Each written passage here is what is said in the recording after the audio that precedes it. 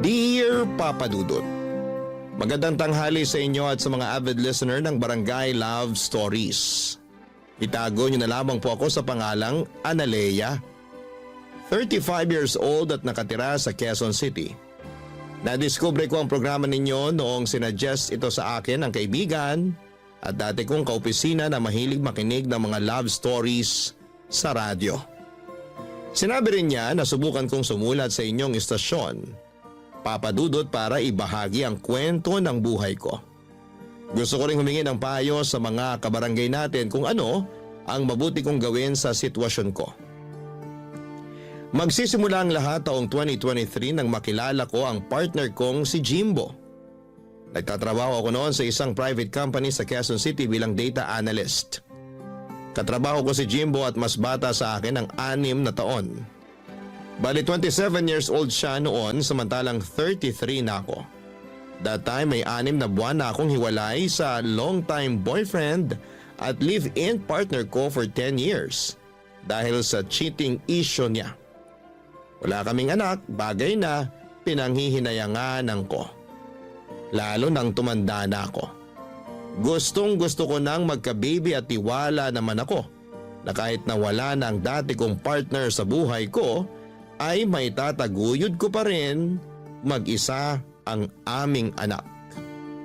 Kaso hindi kami nakabuo dahil may problema siya. Tapos nung nakilala ko si Jimbo na bagong pasok sa amin, bilang messenger ay naging close kami kaagad.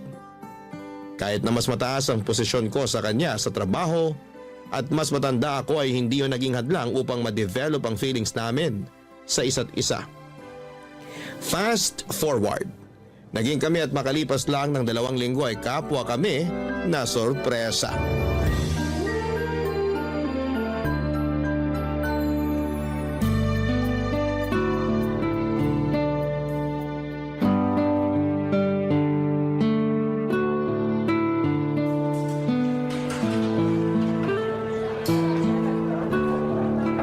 Mahal, pansin ko kanino mo pa ako di kinikibo sa office ah. Pati ba naman dito sa fast food? Sorry mahal, busy lang talaga ako sa opisina kanina. Halata nga. Nitingin nga di mo nagawa nung tinawag kita kanina para ihatid yung niluto kong lunch mo. Sorry ulit, pero inubos ko naman yung luto mo. Ang sarap kasi eh. Salamat. Paano hindi magiging masarap yun? Eh ikaw kaya lagi kong iniisip kapag nagluluto. Naku, yan ka na naman eh. Pinubola mo na naman ako. Hindi kaya. Oo na, pero talentado ka talaga pagdating sa pagluluto. The best na talagang masarap ang putahing niluluto mo. Diyan mo nga ako nakuha eh. Ganun ba? Akala ko pa naman dahil sa kagwapuhan ko. Sige, kasama na yon. Grabe ah. O bakit? Parang napilitan ka lang yata. O baka naman naawa ka lang sa akin kaya sumigi ka na. Ewan ko sa'yo mahal. Yan ang gusto ko. Ano? Kapag tumatawa ka, maganda ka na. Pero lalo ka pang gumaganda. Pero masaya ako kasi tumawa ka na. Di ako sanay na maghapon ka na kasi mangot eh. Sorry ulit sa pang-i-snub ko sa'yo ha. Hindi ko naman sinasadya yun. Okay lang, pero may problema ka ba? Wala naman. May gumugulo sa isip mo? Meron. Ano? Sabihin mo sa akin para naman gumaan-gaan yung pakiramdam mo. Actually, hindi naman mabigat yung pakiramdam ko, lalo na nung nalaman ko yun kaninang umaga. Ang alin? Teka, may kukunin lang ako sa bag ko ha. Sige. Ito oh, Ano yung nasa box? buksan mo, dali. Okay, pero kinakabahan ako ah. Bakit naman? Mamaya may laman tong gagamba. Alam mo namang takot ako dun. Ewan ko sa'yo, mahal. O ano na? Buksan mo na. Promise? Walang gagamba rito? Promise. Sige na, buksan mo na. Sige. Ano kaya laman ito? Pregnancy test? Oo. Tignan mo. Hala, 2 guhit. Ibig sabihin, buntis ka? Oo, buntis nga ako. Kaninang umaga ko lang nalaman kasi ilang araw na akong delay sa menstruation ko. Kaya nagpiti na ako para makasigurado. Tapos ayan agad yung lumabas. In fact, inulit ko pa nga para sure talaga tapos pareho lang yung result. 2 guhit. Ibig sabihin positive.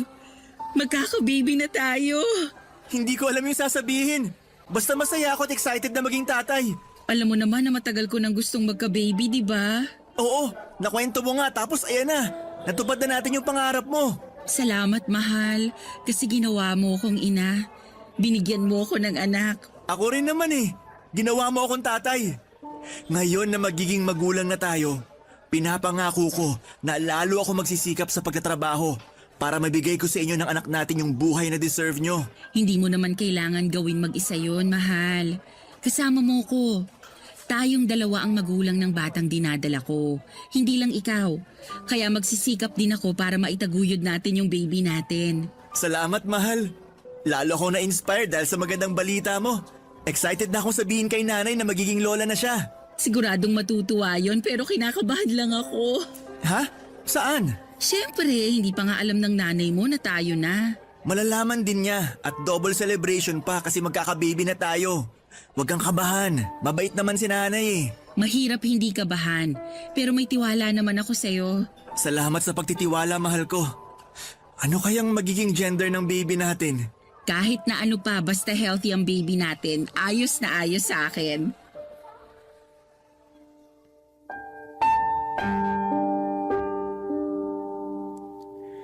Papadudot tuwang-tuwa kami ni Jimbo dahil magkakaanak na kami. Ang tagal kong hinintay na magka-baby kaya ganoon na lamang ang excitement na nararamdaman ko ng panahong yon. Sa wakas ay mararanasan ko ng maging nanay. Alam ko naman na makakaya kong itaguyod mag-isa ang magiging anak namin. Pero maswerte pa rin ako na nagkaroon ako ng partner sa katauhan ni Jimbo. Kahit na mas bata siya sa akin, hindi ko minamaliit ang kakayahan at magagawa ng boyfriend ko. Nagtiwala ako sa kanya na madadala niya ng maayos ang aming pamilya. Kaya minahal ko siya. Kung ilalarawan ko si Jimbo ay matangkad siya at malaki ang pangangatawan. Magalang din siya sa lahat ng mga katrabaho namin at palangiti. Pero sa akin lang talaga siya close at naglalaan ng extra time. Nakausapin ako kung may pagkakataon. Yun na pala ang simula ng love story namin at hindi nagtagal ay inamin niya na nagugustuhan na niya ako. Kahit na walang katiyakan kung maibabalik ko raw ba ang nararamdaman niya dahil sa malayong pagitan ng edad namin. Pero wala naman sa akin yon, lalo at gusto ko na rin siya ng mga panahong yon. At nung nalaman kong buntis nga ako ay lalo kaming naging malapit sa isa't isa ng boyfriend ko. Isang araw ay nag-decide siyang ipakilala na ako sa kanyang nag-iisang magulang, ang nanay niya.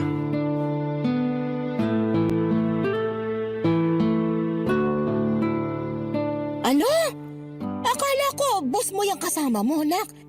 Hindi mo naman ako agad sinabihan na girlfriend mo pala yung ipakikilala mo. Boss ko naman po talaga si Analea kasi mas mataas ang posisyon niya sa akin. Ay, ganun ba?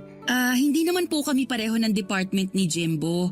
Bale, meron pa po siyang supervisor. Yun po talaga yung boss niya.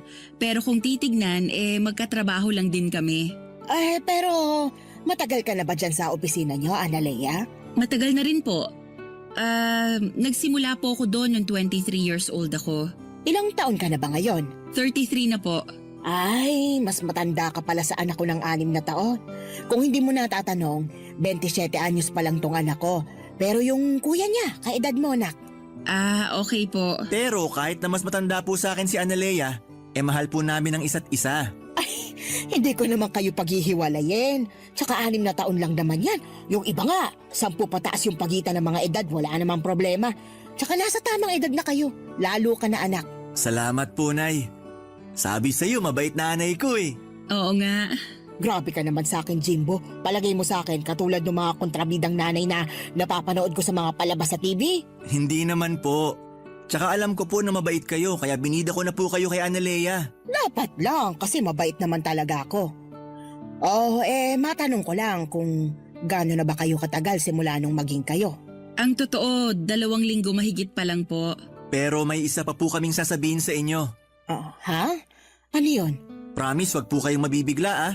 Depende kung sasabihin mong may ginawa kayong krimen ng girlfriend mo. Nay naman eh. Joke lang. Ikaw naman di ka na mabiro. Ano ba yung isa nyo pang sasabihin? Mahal, ikaw ba magsasabi o ako na? Ikaw na. Ang tagal naman. Ano ba kasi yun?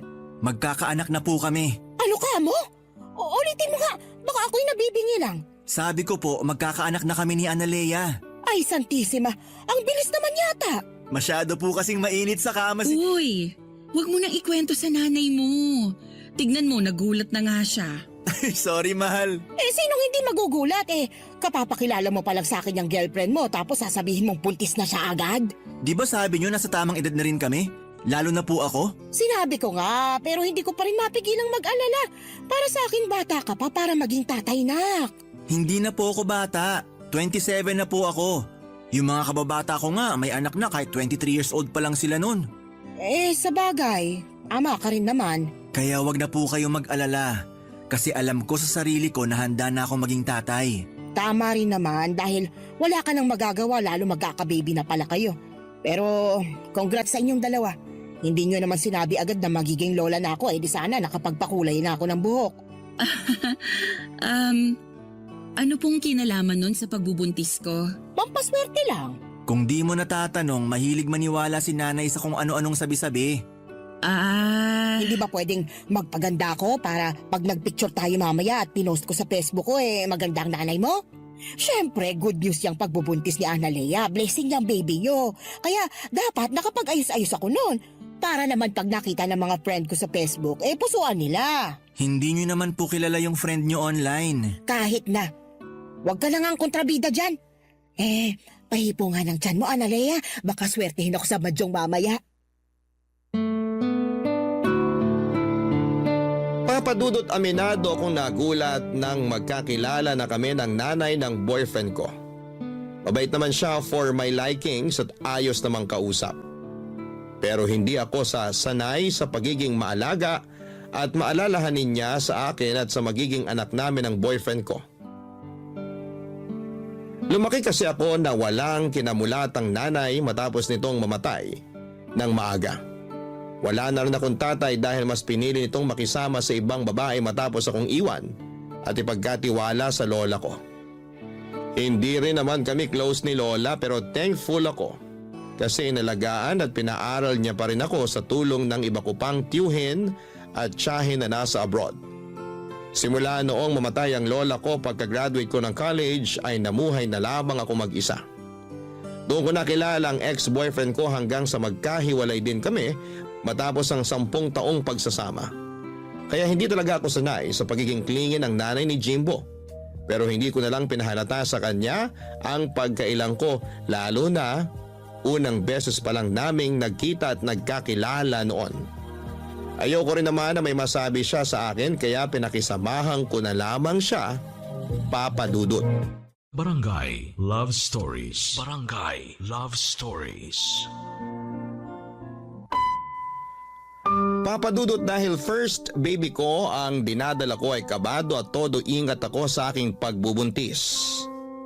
Kahit sinabi naman sa akin ng OB ko na hindi masela ng pagdadalang tao ko kahit na may edad na ako, ay nagkusa pa rin ako na mag-ingat at alagaan ang aking sarili. Ayoko kasing may pagsisihan lalo na at anak ko ang pinag-uusapan dito. Bukod doon ay matagal ko ring hinihintay na magka-baby kaya hindi ako makakapayag na mawala lang siya sa akin o kunin sa isang iglap. Kaya nga ginawa namin ni Jimbo ang lahat para maging magaan at maayos ang pagbubuntis ko. Nang mga panahong yon ay umuwi ako sa nirerentahan kong apartment sa Cainta, Rizal.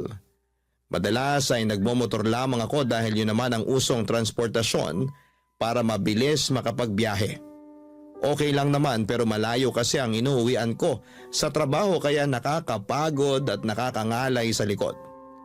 Wala akong sasakyan dahil hindi praktikal sa akin ang kumuha. Pero noong nabuntis ako ay pareho kaming nag-alala ni Jimbo sa biyahe ko.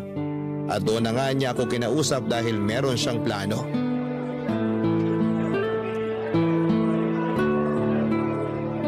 May buntis na namang masaya kasi nakain ko na yung cravings kong cake. Salamat sa treat, mahal. Walang anuman. Cute mo? Sus, bulero. Cute ka naman talaga. Lalo ngayon na naglilihi ka. Ganito pala ang feeling ng naglilihi. Mahirap ba? Sakto lang. May mga araw na mahirap, meron namang okay lang. Kerry, ganun. Pero kaninang umaga pagising ko, sabi ko sa sarili ko gusto ko kumain ng cake. Kaya lang ayoko naman ng mga nabibili lang sa mga kilalang cake shop. Ang hirap lang kasi hindi ko alam kung anong eksaktong cake yung gusto kong kainin. Maghapon yun. Buti na lang naisipan mo kong dalhin sa cafe na to. Tapos sakto, nakita ko nga yung cake na gusto kong kainin. Matagal na kitang gusto dalhin dito kasi mahilig ka sa kape, di ba? Oo, Okay lang daw ba sa buntis na magkape? okay lang naman sabi ng ubi ko pero wag palagi. Hindi naman maselan pagbubuntis ko kaya nagpapasalamat ako sa Diyos. Siyempre, alam mo na, risky na talaga lalo pag mga gantong edad ng babae. Yun nga yung napag-usapan namin ni nanay kagabi, mahal. Ano yun? Na kahit di naman maselan yung pagbubuntis mo, mahirap pa rin na sumugal. Nag-iingat naman ako mahal. Hindi mo kailangan mag-alala sa akin. Alam ko pero mahirap di mag-alala. Lalo na kapag bumabiyahe ka papunta at pauwi sa inyo. Grabe yung kaba ko kapag hindi kita nahahatid kasi may kailangan akong i-overtime. Di kayo mawala ng anak natin sa isip ko. Naiintindihan naman kita, pero matagal ko na rin namang ginagawa yung pagmumotor pa uwi. Simula pa nung nag-pandemic. Para sa akin, mas mabilis ang biyahe at mas praktikal kaysa jeep. Saka maliit pa naman tong tiyan ko, pwede pa akong umangkas sa motorsiklo. Kaya lang mahihirapan ka na pag lumaki na yung tiyan mo. Pwede naman akong mag-UV na lang. Hindi naman talaga problema yung biyahe. Yung inuuwian ko lang kasi sa Rizal pa yun, malayo-layo rin. Kaya nga naisip namin ni nanay na tumira ka na lang sa bahay. Ha? Tumira sa bahay nyo? Oo, para magkasama na tayo at lalo kitang mabantayan. Tsaka mas malapit yung bahay namin sa trabaho natin since pareho lang naman na nasa Quezon City. Sige na mahal, pumayag ka nang tumira sa bahay namin. Sigurado ka ba talagang ayos lang sa nanay mo? Kasi baka sanay siya na kayong dalawa lang sa bahay nyo simula nung bumukod yung mga kuya mo. Oo naman, siguradong sigurado. Tsaka si nanay pa nga ang nagsuggest nun eh. Gusto ka rin daw niyang makasama sa bahay at mabantayan yung pagbubuntis mo. Okay, pero parang ako naman yata ang maninibago. Mabait naman si nanay. Tsaka huwag kang mag-alala kasi may privacy tayo sa bahay. May sarili naman akong kwarto eh. Ang gusto ko lang naman maging safe kayo ng baby natin. Pag doon na kayo sa bahay tumira, pwede kong gamitin yung tricycle namin. Yung nasa garahe nyo? Oo, pundar pa yun ng tatay namin. May kalumaan pero maayos pa naman yung makina. Tsaka wala namang gumagamit nun kasi may motor naman ako. Aayusin ko na lang para mas maging komportable ka. Kaya sana pumayag ka na.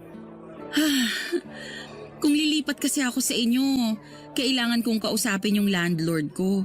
Saka yung mga gamit ko sa apartment, paano natin hahakutin? Huwag kang mag-alala, ako nang bahala dyan. Basta pumayag ka lang. Pwede bang pag-isipan ko muna? Oo naman. Basta sabihan mo lang ako sa magiging desisyon mo. Huwag kang mag-alala, sasabihan talaga kita. Saka bigyan mo lang muna ako ng ilang araw para mag-isip. Medyo nabigla kasi ako eh. At saka malaking desisyon talaga yung gagawin ko sakaling lumipat ako sa inyo. Alam ko naman na mabait ang nanay mo, pero kailangan ko pa rin mag-isip. Naiintindihan ko naman. Kaya nga ayos lang sa akin na bigyan ka ng ilang araw. Thank you, mahal. Sobrang na-appreciate ko ang pagiging maunawain mo. Na-appreciate ko naman ang gustong mangyari ng boyfriend ko nang sabihin niyang tumira ako sa bahay nila kasama ang nanay niya. Nasa Quezon City lang din kasi sila nakatira at hindi hamak na mas malapit kesa sa inuwian ko sa Cainta, Rizal. Pero alanganin pa rin ako noon dahil makakasama ko sa bahay nila si nanay. Hindi kasi ako sanay nang may kasama simula nang maghiwalay kami ng ex ko at alam yun ni Jimbo. Pero alam ko na hindi na lamang sarili ko ang dapat kong isipin. Lalo na may buhay na sa sinapupunan ko. Kaya ginawa ko ang makakabuti para sa anak namin matapos kong pumayag na lumipat sa bahay nila Jimbo sa Quezon City. Kahit maliit lang ang bahay nila ay meron namang kaming sariling kwarto ng boyfriend ko. Kaya masaya pa rin ako dahil may privacy pa rin kami. Kaya lang ay may mga pagkakataon pa rin talaga na hindi mapigilang umiksena ng nanay niya.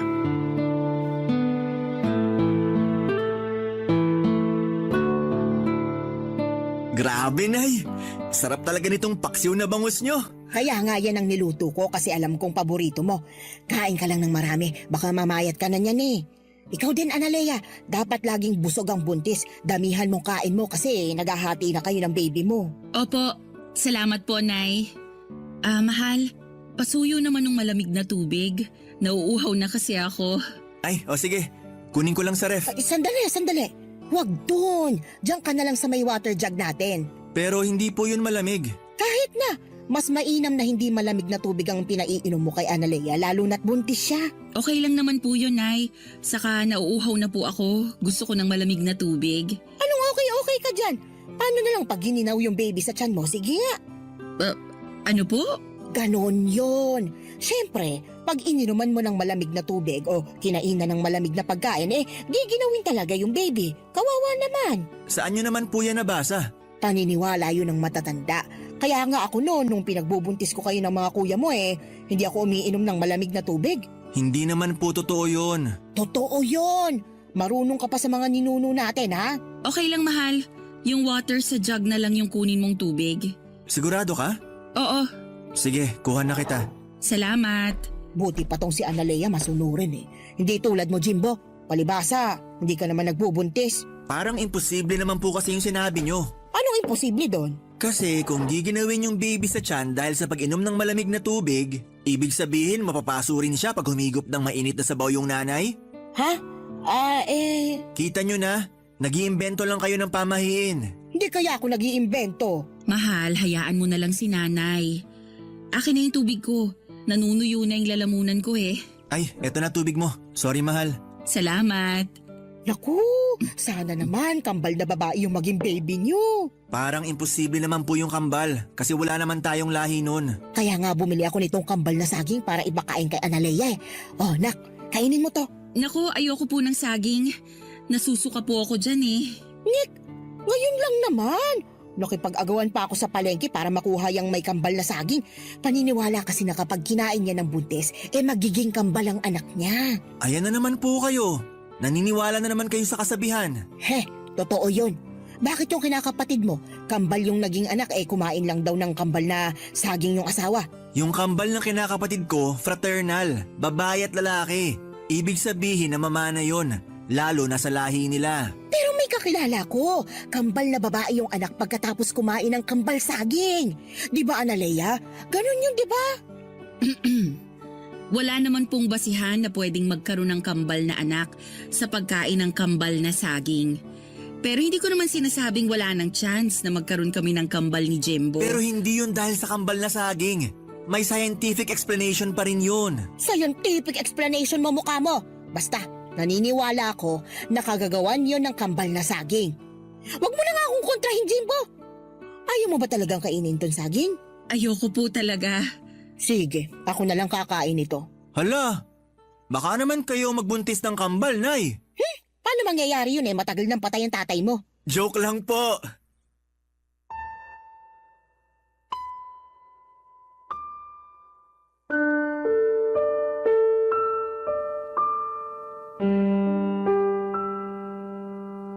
Papadudot nire-respeto ko ang nanay ng boyfriend ko dahil magulang niya yon. Pero may mga pagkakataon na hindi ko mapigilang mainis sa mga ginagawa at sinasabi niya sa akin at sa pagbubuntis ko. Marami siyang sinasabi na hindi ko maintindihan dahil hindi naman makatotohanan. Mapapaniwalain din kasi si nanay sa mga sabi-sabi at lagi niyang katuwiran pinagdaanan na niyang magbuntis at mga anak noon kaya dapat ay makinig ako sa kanya. Hindi ko naman binabaliwala mga payo niya sa akin. May iba naman kasi doon na useful pero ako mismo ay inaaral ko rin naman kung paano magbuntis ng tama at maging nanay. Kaya lang madalas ay baliwalain ni nanay ang mga effort ko at sinasabi niyang dapat mas pakinggan ko siya kasi papunta pa lang daw ako ay nakabalik na siya. Doon na ako nagsimulang magkaroon ng problema sa pagsasama namin sa isang bubong ng nanay ng boyfriend ko. Barangay Love Stories. Barangay Love Stories. Papadudot na sa 6 na buwan na ako noon sa pagbubuntis ko at nalaman na namin ang gender ng anak namin. Lalaki ang panganay namin kaya masayang masaya ako. Pero hindi ganon ang nararamdaman ng nanay ni Jimbo dahil gusto raw niya ng kambal na babae. Puro kasi lalaki ang mga anak niya kaya pinagdasal daw niya sa lahat ng santo na sana'y kambal na babae ang maging anak ko. Sinisisi niya rin ako kasi hindi ko raw kinain yung kambal na saging na pinakakain niya sa akin noon. Sa kabila ng lahat ay unti-unti na lang tinanggap ni nanay ang magiging apo niya. Pero ilang buwan din bago nangyari yon. Puro kasi siya parinig sa akin na hindi ko raw sinusunod ang mga sinasabi niya para maging kambal na babae ang anak ko. Sa pikon ko minsan ko na siyang sinagot na sa anak niya galing ang genes na nagbibigay ng gender sa babae. Siyempre hindi siya naniwala doon dahil ako naman daw ang nanay at may matres sa aming dalawa ni Jimbo. Hinayaan ko na lamang siya kung yon ang paniniwala niya dahil na-realize ko na mas mahirap turuan ang matatanda kaysa bata. Dumating ang kabuwanan ko at patuloy pa rin si nanay sa pang-iinis sa akin.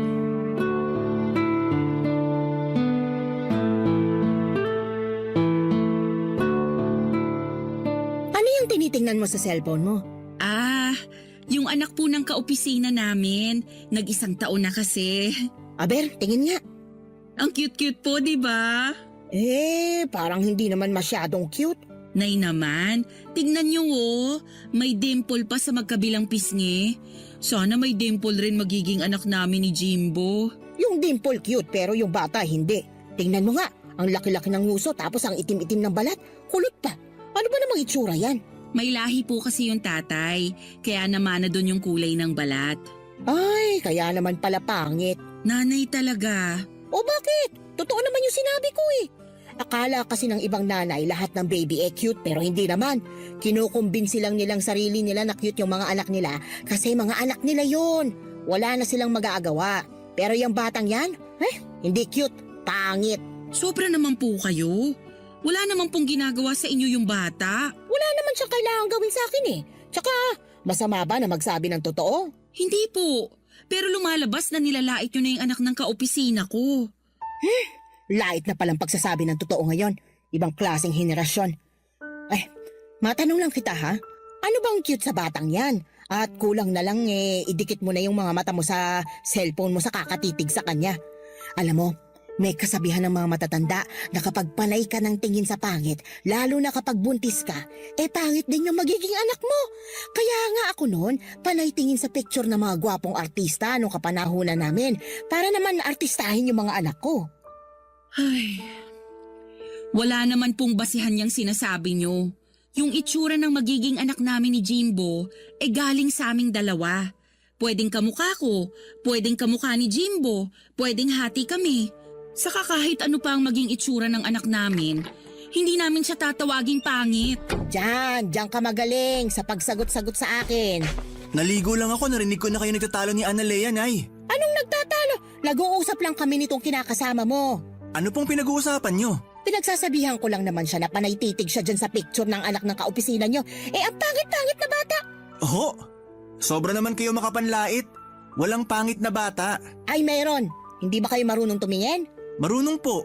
Kaya nga kako kay Analea, huwag pagduldulan ng mga mata sa picture ng pangit na batang yon. Kasi baka maging kamukha ng anak ninyo. Paniniwala yun ng mga matatanda noon. Sige ka, magkakaroon ka ng anak na hindi mo kamukha kasi pangit. Nay, sumusobra na po kayo ah. Hindi po magiging pangit ang anak namin ni Jimbo. Sa awa ng Diyos, normal ang baby namin. Walang kapansanan base sa ultrasound. Pero kahit na ano pang maging itsura niya, naniniwala akong hindi siya magiging pangit. Hindi rin naman pangit yung anak ng kaopisina namin. Kayo lang yung nagpapapangit dun sa bata kasi pangit yung ugali nyo. Ano sabi mo? Abay, napakabastos mo ah. Tama naman po si Analea. Sa lagay, mas kinakampihan mo pa yung babaeng yan kaysa sa akin na nanay mo? Anong klaseng anak ka? Hindi naman po kasi tama namang husga. Lalo na ng inosenteng bata. Tsaka masyado na kayong nilalamon ng mga pinaniniwalaan nyo na wala namang basihan. 2023 na po. Hindi na to panahon ng kopong-kopong. Ewan ko sa'yo. Marunong pa kayo sa akin. Pwede bang mamaya na kayo mag-aaway? Ha? Pati ba naman pag-aaway namin may schedule pa? Manganganak na yata ako, Day. Mamaya na kayo mag-aaway ni Jimbo kasi Ang sakit-sakit na talaga! Hala, teka! Dadalhin na kita sa ospital, mahal! Papadudot mabilis akong sinugod ni Jimbo sa ospital at na-admit na nga ako para manganak. Buti na lang at safe ang baby namin dahil baka hindi ko mapatawad ang nanay niya sa pangi-stress sa akin. Ang tagal ko rin nagtimpi na huwag siyang masagot-sagot dahil nga sa ginagalang ko pa rin siya. Pero noong araw bago ako manganak ay punong-puno na ako sa kanya plus sobrang sakit pa ng balakang, likod at puson ko dahil nagle-labor na pala ako. Lumipas ang 6 na buwan ay nagkasundo naman kami ni nanay matapos pumagitna sa amin si Jimbo. Kinausap din niya ang nanay niya kaya himalang bumait ang pakikitungo nito sa akin. Masaya na rin naman ako dahil close siya sa baby boy namin at nagbobolontaryo pang mag-alaga sa anak namin lalo noong bumalik na ako sa trabaho. Kahit nakabado ako kasi ayokong ipagkatiwala kanino man ang baby ko, ay nagtiwala pa rin ako sa biyanang kong hilaw katulad ng pakiusap sa akin ni Jimbo. Kaya lang isang hapon habang nasa trabaho kami ni Jimbo, ay biglang tumawag sa akin si nanay kasi iyak daw ng iyak ang anak ko at hindi niya mapatigil. Sa alala ko ay nagpa-undertime ako at umuwi na sa bahay namin. Naabutan ko ang iyak ng iyak ang anak ko at takot na takot ako kasi para siyang hindi makahinga. Agad kong dinala sa pedya ang bata at doon ko natuklasan na may tonsillitis siya. Naiyak na lamang ako nang malaman yon at agad na tinawagan si Jimbo para sunduin kami sa klinik. Paggawi sa bahay ay kinompronta ko si nanay.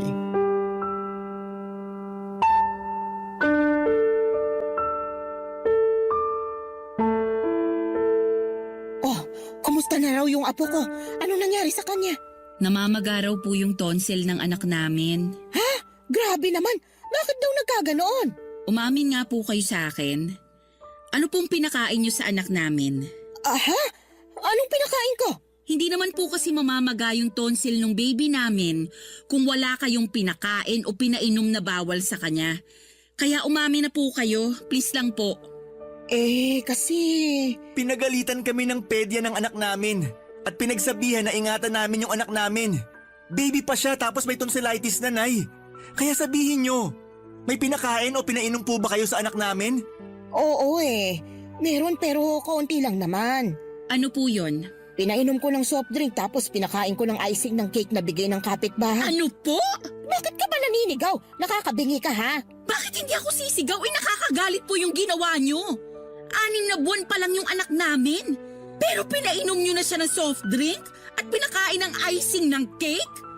Nasisiraan na po ba kayo ng ulo? Hoy, hindi sira ang ulo ko, Analea. Hinay-hinay ka sa pagsasalita sa akin ng ganyan ha? Oh, bakit nananahimik ka lang dyan, Jimbo? Pagsabihan mo yung kinakasama mo, binabastos ako ng harap-harapan. Tama naman po si Analea. Mali po yung ginawa nyo sa anak namin. Kunti lang naman yun. Masyado namang sensitive yung lalamunan ng anak ninyo. Baby pa kasi yung pinag-uusapan natin dito.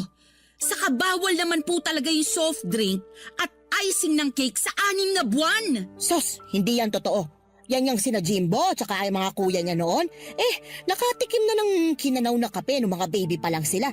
Partida, wala pang 6 na buwan noon yung mga anak ko. Nagkakape na. Wala namang nangyari sa kanila. Hindi naman ninervyos o namaga yung tonsil. Ang sabihin mo, mahina lang talagang resistensya ng anak mo. Kulang ka kasi sa bitamina nung pinagbubuntis mo yan kaya namana yung kahinaan ng katawan mo. Kasalanan mo rin kasi, masyadong matigas ang ulo mo.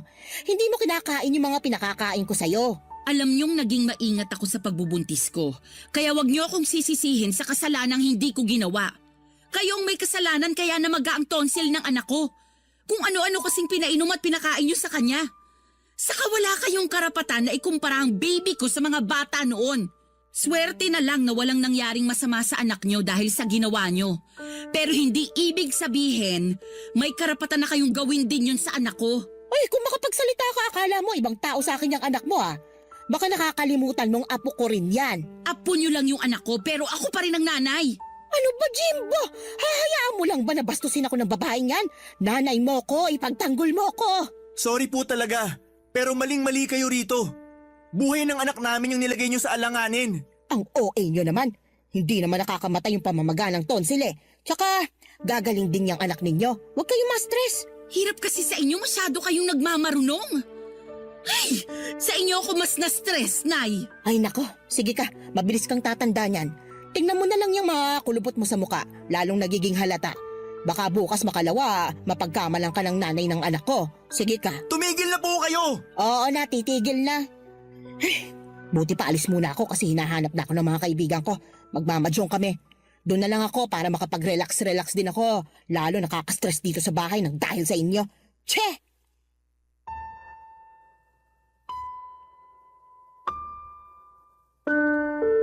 Papadudot pag-alis ng nanay ni Jimbo ay napahagulhol ako ng iyak. Halo-halong lungkot, takot, pagkadismaya at galit na kasi ang naramdaman ko ng mga panahong yon. Naiyak din si Jimbo pero inalo niya pa rin ako. Nagsorry siya dahil sa pagiging pabaya ng nanay niya at sa hindi nito pag-ako sa kasalanang nagawa. Pero hindi nabawasan noon ang galit ko kay nanay. Umakto lang na parang walang nangyari ang biyanang kong hilaw pero pinaramdam ko na wala akong tiwala sa kanya pagdating sa anak namin. Doon ko na naisipang mag-resign sa pinagtatrabahuhan ko upang mabantayan at maalagaan ang baby namin ni Jimbo. Pilit ko pa rin pinakikisamahan ng nanay ng kinakasama ko pero sa loob-loob ko ay gustong-gusto ko nang bumukod kami. Nung kinausap ko naman si Jimbo ay nag-alangan siyang iwanan ang nanay niya dahil mag-isa na lamang ito sa buhay at bahay nila. Bukod doon ay may maintenance na itong gamot sa high blood na lagi niyang pinapaalala. Kaya nga gano'n na lamang ang tampo ko kay Jimbo pero pilit ko pa rin namang tinimbang ang sitwasyon. Baka maging konsensya ko pa kung may mangyaring masama sa biyanang kong hilaw. Sana mapayuhan ako ng mga kabarangay natin, Papa Dudut. Aminado ako na may mga gabi na naiisip kong umalis na lamang kami ng anak ko sa poder ni na Jimbo at magpakalayo-layo. Pero mahal ko ang kinakasama ko kaya naguguluhan ako sa kung ano ang pwede kong gawin. Maraming salamat po sakaling mapili ninyong i-area ang istorya ng buhay ko. God bless sa Barangay Love Stories and more power sa inyong istasyon. Ang inyong forever kapuso at kabarangay, Analea. Dear Papa Dudut, magandang araw po sa inyo, Papa Dudut. Ako nga pala si Dado, isang simpleng lalaki na nagtatrabaho bilang tendero ng fishball dito sa masikip na kalsada ng Quiapo. Diosdado talaga ang tunay kong pangalan. Ewan ko ba, makaluma ata ang mga magulang ko kaya kahit pwede na sana nila akong bigyan ng medyo modernong pangalan, ay hindi nila inabala pa mga kapuso. Gusto ko pong ibahagi sa inyo ang kwento ko. Simple, puno ng hamon pero hitik sa pagmamahal at pag-asa. Ang lahat ng ito, Papa Dudut, ay dahil kay Kulin, ang babaeng mahal ko. Pareho kaming taga Laguna at kahit na hindi marangya ang buhay sa probinsya ay kontento na ako basta't magkasama kami. Pero nang sabihin niyang pupunta siya sa Maynila para magtrabaho bilang kasambahay, para bang gumulo ang mundo ko. Hirap na hirap akong tanggapin na malalayo siya sa akin. Kakatapos lang ng COVID noon at gusto kong pigilan siya. Pero alam kong hindi tama at pangarap niya yon at sino ba ako para hadlangan. Habang naiwan akong mag-isa sa probinsya ay doon ko naramdaman kung gaano siya kahalaga sa buhay ko. Araw-araw iniisip ko kung ano ang paraan ang pwede kong gawin para makita siya ulit. Kaya nang dumating ang kababayan namin na si Manong at inalok ako magtinda ng fishball at ibang pagkain kalya sa Maynila ay hindi na ako nagdalawang isip pa. Iniwan ko ang pamilya ko sa Laguna, dala ang kaunting gamit at malaking pangarap na mapalapit kay Kulin. Pagdating ko sa Maynila, agad kong naramdaman ang bigat ng hamon. Sa unang linggo pa lamang, muntik na akong sumuko. Mainit ang kalsada, magulo ang paligid at maraming beses na halos wala akong kinikita. Pero sa bawat tusok ng fishball, iniisip ko po si Kulin. Siya ang dahilan kung bakit ako nandito. Sa tuwing naiisip ko siya ay nawawala ang pagod ko. At sa pagkikita naming dalawa kahit saglit lang ay para akong nakahanap ng bagong lakas. Yung ngiti niya, Papa Dudut, ay parang sinasabi sa akin na sulit ang lahat ng hirap. Minsan naiisip kong mahirap, pero sa puso ko, mas nangingibabaw ang pangarap kong maging sapat para sa kanya. Gusto kong bigyan siya, Papa Dudut, ng mas magandang buhay. Gusto kong patunayan na kahit simpleng tindero lamang ako ng fishball, ay kaya kong maging lalaki na maipagmamalaki niya balang araw. Yon ang nasa isipan ko parate. Papa Dudut, si Colleen ang inspirasyon ko at sa bawat init ng mantika, tagaktak ng pawis ay iniisip ko ang araw na hindi na namin kailangang maghiwalay. Pangarap kong maging katuwang niya sa buhay. At alam kong darating din ang tamang panahon. Ang lahat ng sakripisyo ko ay para sa kanya, para sa amin. Kaya naman nung una kong tinuruan na ako ng asawa ni Manong, noong unang araw na yon, si Ma'am Nancy, kung paano ang pagluluto ng fishball at iba pang mga pagkaing kalye at paglalako nito ay hindi ko yon makakalimutan. Sariwa pa ito sa isipan ko. 19 years old lamang ako noon, Papa Dudut.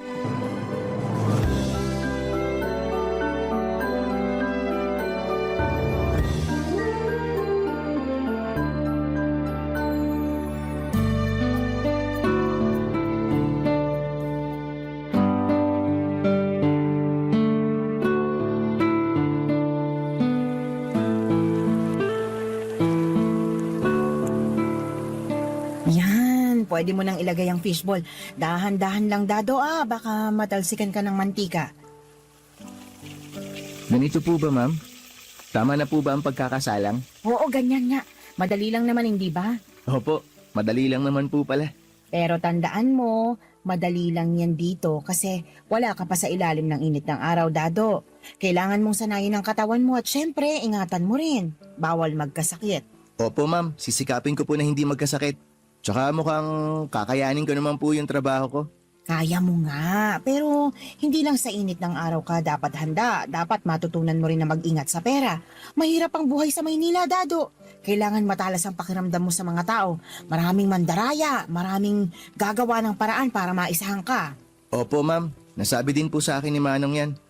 Basta po, gagawin ko po ang lahat para hindi po ako magkaproblema. Mabuti naman. Kaya ka kinuha ng manong mo, Dado, dahil naniniwala siyang matinukang tao. Pero lagi mong tatandaan, ang tiwala ay hindi madaling makuha. Pinapahalagahan ito, kaya wag na wag mong sisirain. Makakaasa po kayo sa akin, ma'am. Tandaan mo, sinasabi ko to sa'yo bilang magkababayan kayo ni manong mo. Naalala ko nung kinuwento niya sa akin kung paano siya nagsimula. Nagsumikap talaga siya para marating tong kinatatayuan namin.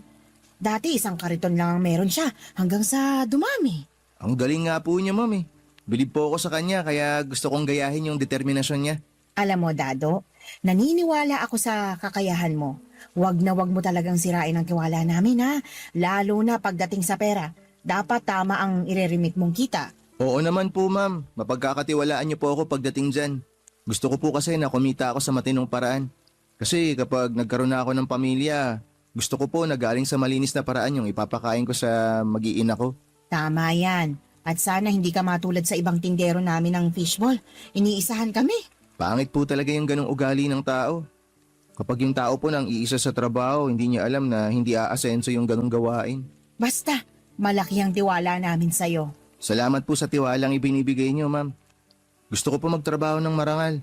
Lahat po ng to para kay Colleen. Mabuti naman kung ganon. Sino nga pala si Colleen? Girlfriend ko po. Nandito rin po siya sa Maynila. Talaga? Si Colleen pala ang inspirasyon mo, ha? Opo, ma'am. Pangarap ko po na balang araw, maipakita ko po sa kanya na kinaya ko, na nagtagumpay po ako. Gusto ko po na maging proud siya sa akin. Magandang pangarap yan, Dado. Pero tandaan mo, hindi lang para sa kanyang ginagawa mo. Gawin mo rin to para sa sarili mo. Sa buhay, mahalaga na pinagpapahalagahan mo rin ang sarili mo. Tatandaan ko po yan, ma'am. Basta kapag nakaipon na po ako, pakakasalan ko po agad si Colleen. Mag-ipon ka ng maigi. Saka kapag nagpakasal ka na, yung simple lang. Hindi mo kailangan ng magarbong kasal. Ang importante, mapapakain mo ng maayos ang magiging pamilya mo. At nagsumpaan kayo sa harap ng altar na magsasama habang buhay. Parang kayo lang po ni Manong. Siyempre naman. Ang bait po ni Manong kaya hindi po nakakapagtaka na ang bait nyo rin po. Kaya naging maganda po ang buhay ninyo kasi pareho po kayong mabait. Nako, ginawa talaga namin ang lahat para mapabuti kaming mag-asawa. Hindi lang nga po kayo napabuti, mayaman na po kayo. Ikaw talaga. Blessed lang.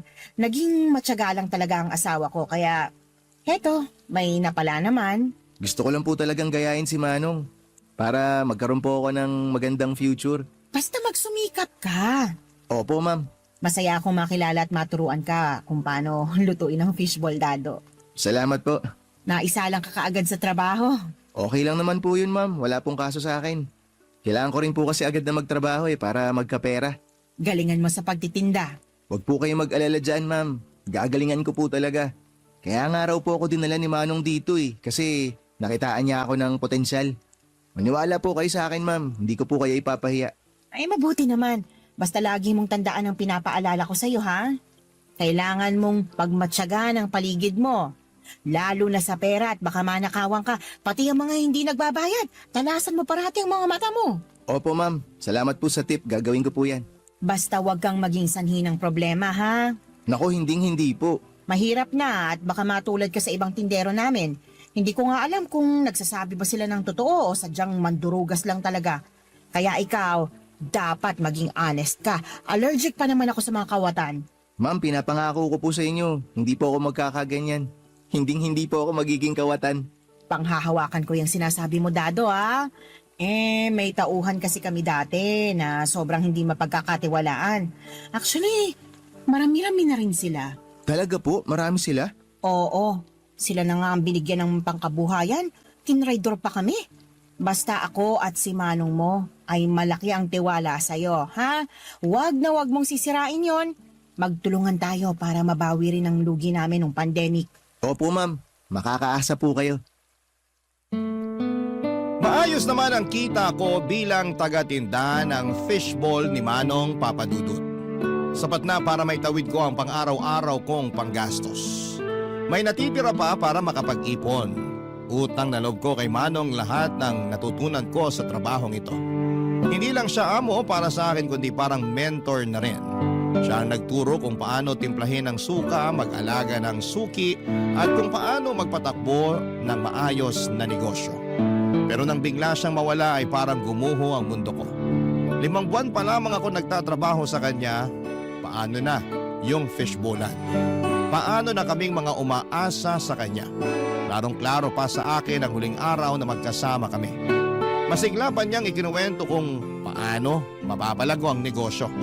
Sabi pa niya na balang araw ay baka ako na mismo ang magkaroon ng sariling kariton.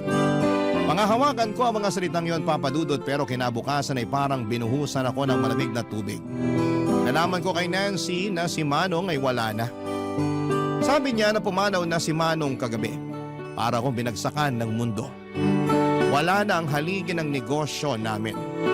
Wala na ang taong sumusuporta sa akin. Sa lamay ni Manong ay halos walang imikan. Tahimik kaming lahat at parang hindi makapaniwala. Si Nancy, halos hindi ko makausap dahil sa sobrang lungkot. Ramdam ko ang bigat na dinadala niya. Ako naman ay gusto ko magbigay ng lakas ng loob sa kanya. Pero paano? Gusto kong sabihin na gagawin ko ang lahat para hindi bumagsak ang negosyo, pero sa totoo lang, Papadudot, ay hindi ko rin po alam kung paano magsisimula. Pagkalipas ng ilang araw ay ramdam na ramdam ko ang pagkawala ni Manong. Sa bawat tusok ko ng fishball, bumabalik sa isipan ko yung mga payo niya. Natyaga lang at puso ay makakaya ko ang lahat. Pero ngayon ay mag-isa na lamang ako. Wala na yung gabay ko. Wala na yung taong nagtutulak sa akin para magpatuloy. Ang masakit pa, Papadudot, ay naapektuhan na rin pati ang mga pangarap ko. Kasama si Colleen sa mga pangarap kong yon. Gusto ko siyang maiahon mula sa pagiging kasambahay at mabigyan ng maayos na buhay. Plano naming mag-ipon para magpakasal at bumuo ng pamilya. Pero sa mga nangyari, hindi ko na alam kung paano ko masisimulan ulit ang lahat, Papadudot. Sobrang bigat. Pero kahit nahihirapan ay pilit kong iniisip na dapat akong tumayo. Hindi ko kayang sayangin ang lahat ng itinuturo sa akin ni Manong noon. Mahirap man ay susubukan kong buuin ang pangarap namin ni Colleen. Alang-alang sa mga pangako ko sa sarili ko.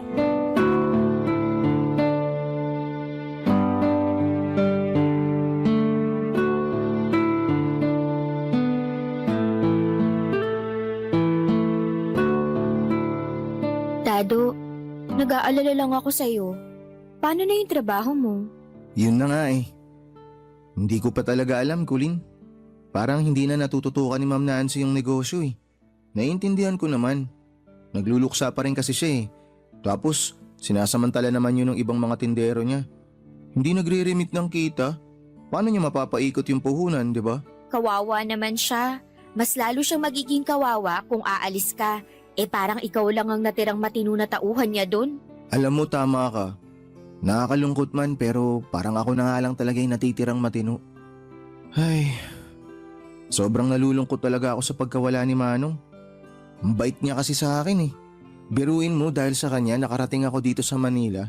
Tapos napalapit pa ako sa'yo. Oo nga. Sobrang laki ng tiwala niya sa'yo. Parang naging tatay-tatayan mo na siya dito sa Manila.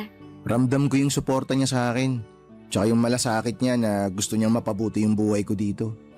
Kailangan lang talaga ng sikap at tiyaga. Pero ngayon, para talagang gumuho yung pag-asa ko. Anong gagawin mo? Humanap ka na lang ng ibang trabaho? Ayun na nga. Gusto ko sana, kaso kawawa si Ma'am Nancy. Hindi sa ano ha. Siguro isipin mo na rin ang sarili mo, mahal. Tayo. Kung hindi na mamamanage ng mabuti ni Ma'am Nancy yung negosyo nila, apektado ka naman. Baka hintayin mo pa na malugi negosyo niya bago ka huminto ah. Alam mo mahal, tama ka. Dapat maghanap na ako ng ibang trabaho bago pa sila magsara. Ayoko talagang umuwi ng probinsya na hindi ka kasama eh. Naku, ayaw ko ring umuwi sa probinsya na wala man lang akong sapat na ipon. Kaya nga gusto ko sana na marami na tayong ipon. Tsaka doon tayo magpakasal sa bayan natin. Magiging masaya yun. Siyempre naman, ikakasal ka sa akin eh. Alam mo, gustong gusto ko na mangyari yun. Yung tipong lalakad ka sa altar, nakaputi kang damit na napakaganda para kang prinsesa. Tapos yung carpet pula. Pangarap ko talaga na ikasal tayo ng ganun. Ako rin. At ako ang pinakamagandang babae sa oras na yon. Kukuha talaga ako ng makeup artist. Minsan lang naman tayo ikasal. Sige lang, magpaganda ka lang ng husto. Pero dapat dun sa mismo kasal, meron tayong lechon, may cake, tsaka meron tayong pa-disco. Maiinggit yung mga kaibigan ko. Pero sana nga magkatotoo. Magkakatotoo yan. Ako pa ba? Hindi ako papayag na hindi tayo makasal sa probinsya. Kaya magsusumikap talaga ako para matupad natin yung pangarap mong kasal. Salamat, mahal. Basta tutuparin ko yung pangako ko, kaya relax ka lang, mahal. Kaya sana talaga matutukan na ni Ma'am Nancy yung negosyo niya. Tsaka gusto ko na rin mawala yung mga tindero doon na nagtatarantado. Hindi mapagkakatiwalaan eh. Natadamay patuloy ako. Sabihin mo si Ma'am Nancy. Gagawin ko talaga yan. Kasi nakasalalay yung kasal natin dito. Tama ka, mahal. Bukas na maaga, pupunta ako si Ma'am Nancy. Sasabihin ko sa kanya na kailangan niyang patatagin ang loob niya kasi baka hindi lang si Manong ang mawala sa kanya pag nagkataon. Pati na rin yung kabuhayan nila na pinalago nilang dalawa. Sige, mahal. Tulungan mo si Ma'am Nancy. Baka tama nga si Manong na kailangan mong magsikap sa pagtitinda para balang araw magkaroon ka rin ng sarili mong kariton at puhunan para sa fishball mo. Malay natin, ikaw ang susunod sa yapak ni Manong. Wala naman silang anak na pwedeng magmana ng negosyo nila, di ba? Oo nga no. Mahirap din yung kay Ma'am Nancy kasi wala siyang kasama ngayon, kaya tulungan mo na lang talaga siya. Kababayan pa naman natin si Manong. Siyempre naman mahal, tutulungan ko talaga si Ma'am Nancy. Kasi kapag naging mas maganda yung negosyo niya, ibig sabihin lang nun, mas magiging maganda yung pangkabuhayan showcase ko. Tuloy ang pangarap nating kasal, di ba? Yan ang gusto ko sa'yo, mahal. Hindi ka sumusuko. Tsaka gusto mo talagang tuparin ang pangarap natin. Lahat mahal gagawin ko para sa'yo. Kaya nga ako pumunta talaga dito sa Manila para mapalapit sa'yo. Tsaka kapag nakaipon na talaga ako ng gusto, tama yung sinabi mo eh. Baka pwedeng magtayo na ako ng sarili kong fishbowlan. Kapag ako na may-ari, hindi ka na mamamasukan bilang kasambahay. Magiging katulad ka na ni Ma'am Nancy, manager. Ay, ang saya naman. Gusto ko maging manager. Aabutin natin yan. Walang imposible kapag pinagsusumikapan. Alam kong kaya mo. Kaya natin. At mahal, kapag dumating yung araw na magkaanak na tayo, hindi natin ipaparana sa kanya ang hirap. Oo, ganun na nga. Gusto ko magiging prinsesa at prinsipe ang mga magiging anak natin. Ibig sabihin nun, ako ang hari, tapos ikaw ang reyna. Sinabi mo pa. Ang saya siguro nun, mahal, no? Pag may sariling pamilya na tayo, Tapos nalalaro na natin yung mga anak natin. Alam kong magiging masaya yon, mahal. Kasi nandyan ka para gabayan kami ng mga anak natin. Tama ka, mahal. Gagabayan ko kayo sa abot ng aking makakaya. I love you. I love you too, mahal. Papadudod, sinunod ko ang payo ni Colleen. Sa isang tahimik na gabi ay kinausap ko si Ma'am Nancy. Habang nakaupo kami sa bahay nila ay hindi ko maiwasang mapansin ang lungkot sa kanyang mga mata. Kaya sabi ko sa kanya na alam kong mahirap ito para sa kanya. Pero nandito lamang ako para tumulong. Alam kong hindi magiging madali pero kakayanin namin ito. Habang sinasabi ko yun ay ramdam ko ang bigat ng kanyang tingin sa akin. May lungkot. Habang inaabot niya sa akin ang isang tasa ng kape ay nasabi niyang hindi na niya alam kung paano siya magpapatuloy kung wala ako. Napalunok ako habang tinitignan ko siya. Ramdam ko ang bigat ng kanyang bawat salita. Hindi lamang tungkol sa negosyo kundi tungkol din sa kanyang personal na nararamdaman. Hindi ko maiwasang mapansin ang banayad niyang kilos. Ang paghaplos niya sa gilid ng mesa, ang pagbagsak ng kanyang balikat at ang bahagyang ngiti na tila may ibang kahulugan. Sabi niya na kailangan niya ako, na hindi niya kayang mag-isa. Dahil pakiramdam niya ay nawala na siya ng lahat. At ako na lamang ang meron siya ngayon at parang nakikita niya pa rin si Manong sa akin kasi ako ang pinakamalapit kay Manong. Ramdam ko ang lungkot sa bawat salitang binitawan niya, Papa Dudut, pero kasabay dito ay may init na hindi ko maipaliwanag. Nangako na lamang ako na gagawin ko ang lahat para makatulong. Pero sa loob-loob ko ay naguguluhan ako. Parang may ibang sinasabi ang mga titig at kilos niya na pilit kong iniiwasang intindihin. Habang tumatagal ang usapan ay hindi ko maiwasang makaramdam ng tensyon. Sinabi ko na lamang na gagawin ko ang lahat para maipagpatuloy ang negosyo. Ang legacy na iniwan ni Manong, pilit kong nilalayo ang isipan ko sa nararamdaman kong kakaiba. Pero habang binibigkas ko yon ay napansin kong tila lalong lumalapit si Ma'am Nancy. At ang bawat salita niya ay tila umaabot na hindi lang sa tenga ko kundi pati na rin sa loob-loob ko. Pero sabi niya sa akin na sa bawat gabi ay parang hindi niya alam kung paano babangon sa susunod na araw. Kailangan niya daw ng kasama. Hindi lang sa negosyo kundi sa buhay niya. Hinawakan niya ang dibdib niya. Napalunok ako at hindi ako nakasagot. Sa isip ko ay alam kong nasa pagitan ako ng aking tungkulin at ng nararamdaman ni Ma'am Nancy. Hindi ko alam kung paano ko pananatiling tapat sa alaala ng aking amo habang nararamdaman ko ang bigat ng pangungulila ni Ma'am Nancy, Papa Dudut. Barangay Love Stories. Barangay Love Stories. Papadudod sa pagkawala ni Manong, si Nancy na ang nagmamanage ng negosyo nila. Si Nancy, bagamat abala sa pamamahala ng negosyo, ay madalas bumibisita sa akin. Katwiran niya ay gusto niyang tiyakin na maayos ang takbo ng negosyo. Pero hindi ko pa rin mawala ang nararamdaman kong kakaibang tensyon kapag kasama ko siya. Isang araw habang nag-aayos ako ng kariton ng fishbowl ko sa kanilang bahay, nilapitan niya ako at tumingin ng seryoso. Sabi niya ay may gusto daw siyang sabihin sa akin. Napatigil ako sa ginagawa ko at nag-focus sa kanya. Pakiramdam ko ay may malaking pagbabago sa kung ano ang mangyayari. Tumagal ng ilang segundo ang katahimikan bago siya nagpatuloy, Papa Dudut. Sinabi niyang gusto niya ako at alam niyang naguguluhan ako pero hindi niya na kayang itago pa ang kanyang nararamdaman sa akin. Sa mga sinabi niya ay parang hindi ko alam kung ano ang gagawin ko. Si Ma'am Nancy, gusto ako. Nakaramdam ako ng kalituhan. Hindi ko inakala na maririnig ko ito mula sa kanya. Alam ko naman na amo ko si Ma'am Nancy at sobrang nirerespeto ko si Manong. Sinabi ko sa kanya na meron na akong girlfriend. Dahan-dahan akong humiga. Dahan-dahan akong huminga. Pinaproseso ang mga salitang sinabi ko. Hindi ko kayang magtaksil kay Colleen at kahit gaano pa kaganda ang alok na pagmamahal at offer ni Nancy ay yon ang sinisigaw ng puso ko.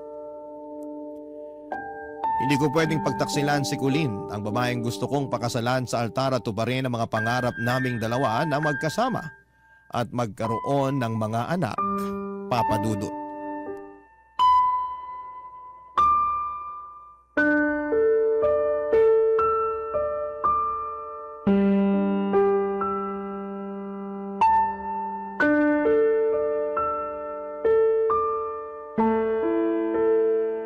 Dado, pwede naman nating isikreto ang lahat ng to. Ma'am, hindi ko po talaga kayang gawin yan. May girlfriend po ako.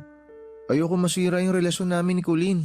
Kaya nga wala tayong pagsasabihan. Itatago natin ito. Pasensya na po talaga kayo pero hindi ko po pwedeng isakripisyo yung relasyon namin.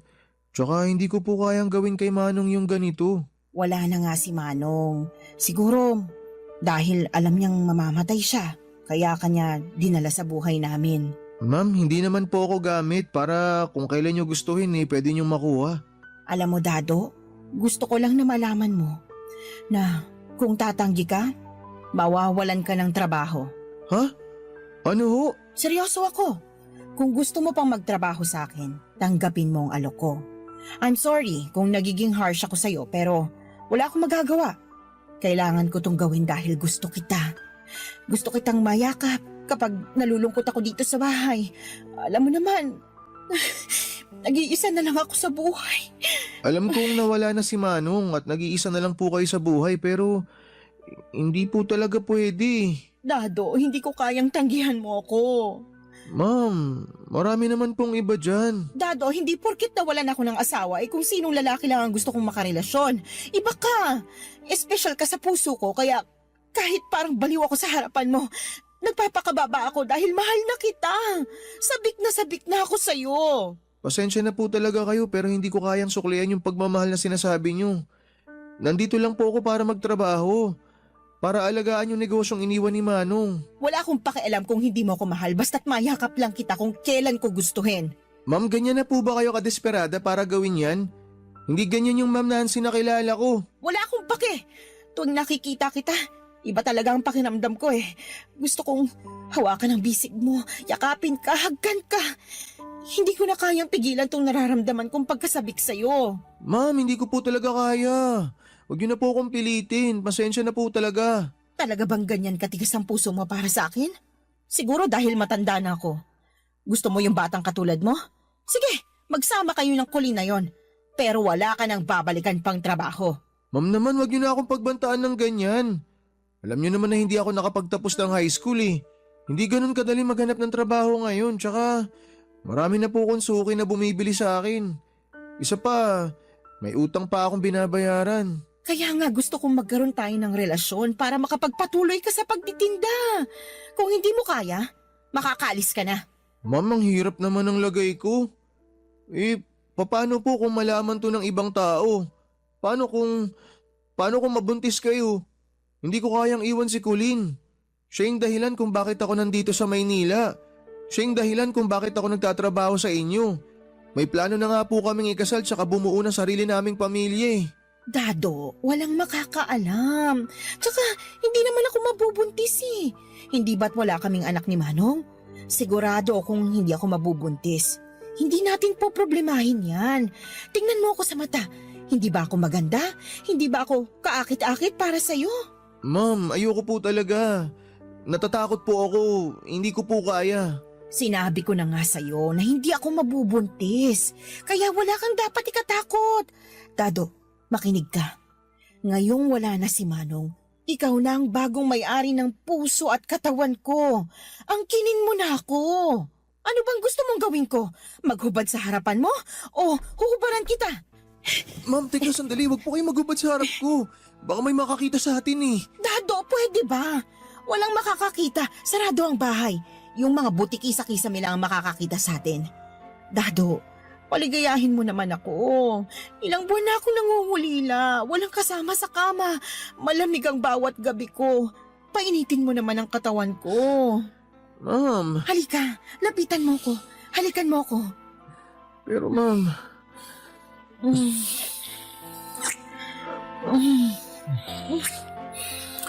Ang kinin mo ko, Dado.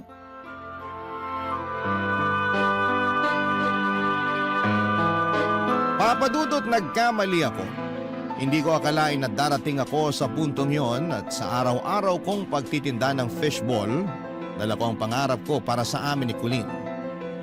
Pero habang lumilipas ang panahon ay tila unti-unti akong nalilihis sa landas na dapat kong tinatahak. Si Nancy, ang babaeng dati boss ko lang, ay naging isang tukso na hindi ko napigilan.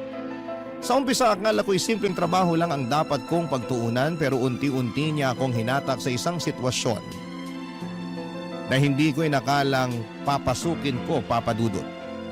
Maraming beses ako nagtangkang umiwas, gusto kong ihinto ang namagitan sa amin, pero si Nancy ay may kakaibang paraan ng paghawak sa akin. Tuwing lalapit siya ay may mga pagkakataong nawawala ang kontrol ko. Sa bawat halik at haplos niya, ang pagiging tapat ko kay Colleen ay unti-unting natutunaw. Alam kong mali, Papadudot, pero bakit ganon? Parang ang hirap pigilan at sa totoo lang ay hindi mahirap na hindi ka matatakam sa taglay na alindog ni Nancy. Sa edad niya ay mukha pa rin siyang bata dahil marahil sa hindi pa siya nagkakaanak. Sexy si Nancy at papasa pa siyang girlfriend material talaga kung hindi ko lang mahal si Colleen. Pagkatapos ng lahat, tuwing uuwi ako sa aming maliit na inuupahan ni Colleen ay tila may bigat na bumubuntal sa dibdib ko. Tinitingnan ko siya, ang babaeng nagtiwala sa akin ang buong puso at nararamdaman ko ang matinding hiya at guilt. Hindi ko kayang aminin ang ginawa ko dahil alam kong masisira ang relasyon namin. Siya ang pangarap ko, ang rason kung bakit ako nagtatrabaho ng maigi, pero sinisira ang lahat ng yon dahil sa pansarili kong kahinaan. Marami ng pagkakataon ang gusto kong tapusin ang nangyayari sa amin ni Nancy, Papadudod, at sinubukan kong magsalita pero palaging pinipigilan niya ako. Binabantaan niya ako na mawawalan ako ng trabaho kung tatanggihan ko siya. Ang hirap makawala sa kanyang mga kamay lalo na't may utang na loob ako sa kanya. Ang kasalanan ko ay parang karayom na paulit-ulit tumutusok sa puso ko. Si Colleen ang naging dahilan ng bawat pangarap ko pero si Nancy ang bumura ng moralidad ko. Lalo na nung isang araw na sobrang bumagsak ang mundo ko sa hatid na balita ni Nancy sa akin, Papadudot.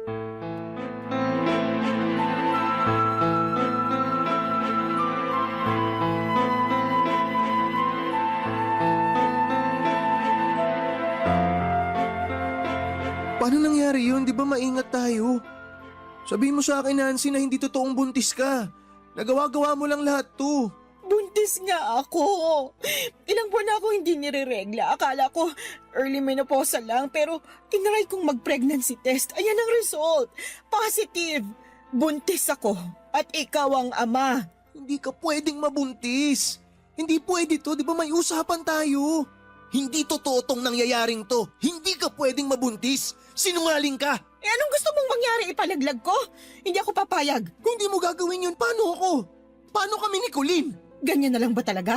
Sarili mo at yung Colleen na lang parati ang iniisip mo? Pwede mo naman siyang hiwalayan na. Magkakaanak na tayo. Sa atin na tong negosyo. Hindi ka na magiging tindero lang ng fishball cart. Tumigil ka. Hindi ko siya ihiwalayan at mas lalong hindi ko gusto yan yung pinagbubuntis mo. May usapan tayo. Tsaka napasok mo pa talaga yung pagiging tindero ko dito? Wala ka na ba ibang masabi? Dado, ang gusto ko lang naman sabihin pwede na tayong magsama na hindi sikreto sa lahat. Buang ka ba? Umpisa pa lang sinabi ko na sa'yo na may girlfriend ako. Ang lagay, hihiwalayan ko si Colleen para lang dyan? Siya ang gusto kong pakasalan. Hindi ikaw, kaya hindi kita pananagutan. Nagtatalik tayo. Bumukha ka ako. At ikaw, masaya ka naman habang ginagalaw ako. Huwag mo nga akong bigyan ng rason na pangtanga. Ang sabi mo sa akin, maingat ka, hindi ka mabubuntis. Ang lumalabas, niloko mo ko. Yun naman ang akala ko. Hindi kita niloloko. Siguro, mali kami ni Manong. Siya palang may diferensya, kaya hindi kami nagkaanak. Bali, hinala mo lang pala yun? Hindi kayo nagpa-check up? Nancy, hindi mo naiintindihan, malaking problema to. Hindi naman magiging problema kung pananagutan mo ko. Naririnig mo ba yung sinasabi mo? Seryoso ka ba?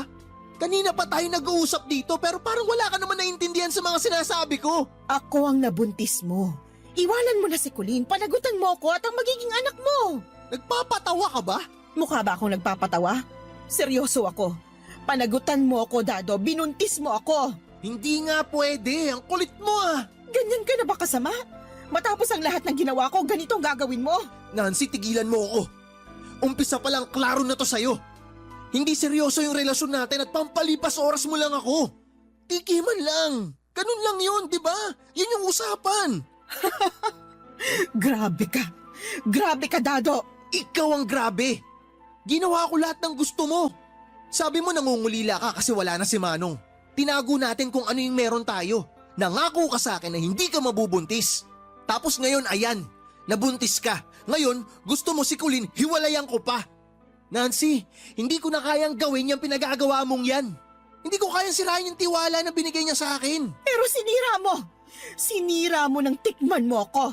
Alam mo, sira na talaga ulo mo. Kasi buntis ako. Binuntis mo ako. At hindi pwedeng lalaki tong tiyan ko na walang aako. Ano na lang ang sasabihin ng ibang tao? Nagpapabuntis ako sa kung sinong lalaki? Bigyan mo naman ako ng kahihiyan, Dado. Nancy naman. Dado, magiging maganda ang buhay mo at ng anak natin kung magsasama tayo. Pwede tayong magpakasal. Pero paano si Colleen? Puro ka Colleen. Colleen, edi iwanan mo. Hindi naman kasi ganun kadali yun eh. Kailangan mo na siyang iwan dahil pananagutan mo na ako. Hindi ko kaya. Hindi ko siya kayang iwan. Hindi kita kayang panagutan. Ipipilit mo pa talaga ang sarili mo sa Colleen na yon? Akong nabuntis mo. Ako ang magiging asawa mo. Sabihin mo sa kanya na nagmamahalan tayo. Na nabuntis mo ko kasi mahal mo ko. Isipin mo na lang na mas giginhawa ang buhay mo pag ako ang pinili mo. Sobrang makasarili mo, Nancy. Alam mo ba yun? Napaka makasarili mo. Mahal lang kita. At mahal ko ang magiging anak natin. Oo, mapapalaki ko siya. Pero hindi ko kayang lalaki ang anak ko na walang ama. Kailangan ka niya. Gusto ko buong pamilyang makagisna ng anak natin. Nancy. Dado, panagutan mo ko. Pakasalan mo ko. Grabe naman tong hinihingi mo sa akin. Hindi ko na alam kung anong gagawin ko. Sobrang naguguluhan na ako. Alam mo, sa totoo lang, sumasakit yung ulo ko dahil sa'yo. Basta panagutan mo ko. Panagutan mo ang anak mo, Dado.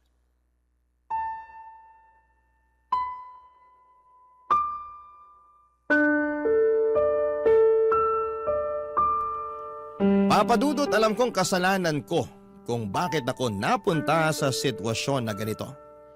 Napakabigat ng bawat hakbang ko na para bang ang bigat ng mundo ay nakasabit sa mga balikat ko. Si Nancy ay naging sanhi ng pinakamalaking gulo sa buhay ko. At sa mga oras na yon ay hindi ko alam kung paano ko sasabihin kay Colleen na niloko ko siya. Ang hirap ng bawat gabi at hindi na ako makatulog ng maayos. Naisip ko si Colleen, ang kanyang ngiti at kung paano niya ako laging sinusuportahan sa lahat ng bagay. Siyang naging dahilan kung bakit nagsusumikap ako sa pagtitinda ng fishball. Pero paano ko magagawang tumingin sa kanyang mga mata pagkatapos ng lahat ng ito? Tiyak akong masisira siya kapag nalaman niya ang katotohanan. At sa sandaling yon ay mawawala na rin siya sa buhay ko. Ang ideya pa lang na iiwan niya ako ay parang espada na tumusok sa puso ko. Hindi ko rin alam kung paano haharapin si Nancy. Paano ko maalagaan ang magiging anak namin kung mismong ako ay hindi pa handa. Pinipilit ko mag-isip ng paraan pero parang kahit na anong gawin ko ay walang tamang sagot, Papa Dudut.